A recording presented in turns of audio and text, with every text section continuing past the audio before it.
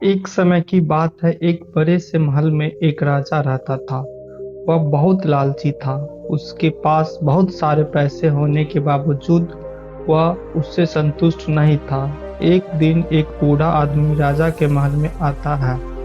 वह राजा को एक अनोखा हीरा देता है और वो कहता है कि इस हीरे से तुम जो कुछ भी मांगोगे वो तुम्हें मिल जाएगा। लेकिन उसने राजा को चेतावनी दी थी, हर इच्छा की एक कीमत होती है।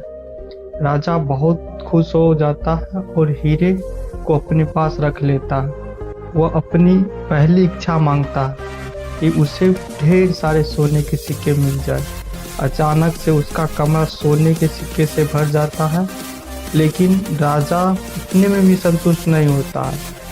उसे और सोना चाहिए होता है। वह और इच्छा मांगता है कि उसे गहने, जमीन और खजाने चाहिए। उसे वह सब भी मिल जाता है। जैसे जैसे राजा का लालच बढ़ते जाता है, वैसे वैसे राज्य के लोग को भुगतना पड़ रहा था।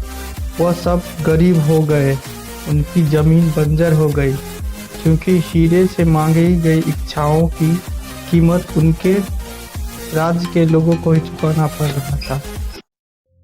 लोग गिड़गिड़ाते रहे राजा के सामने वह रुक जाए, लेकिन राजा ने उनकी एक ना सुनी।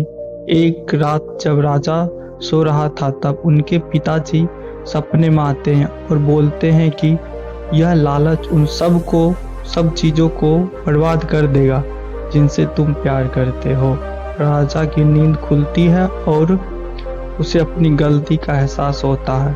राजा ने सभी लोगों को एक साथ बुलाया और अपने आप को बदलने का वादा किया।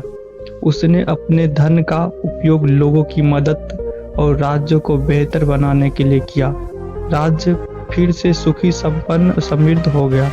उस दिन से राजा ने सीखा कि लालच होने से केवल दुख मिलता है, लेकिन दयालु होने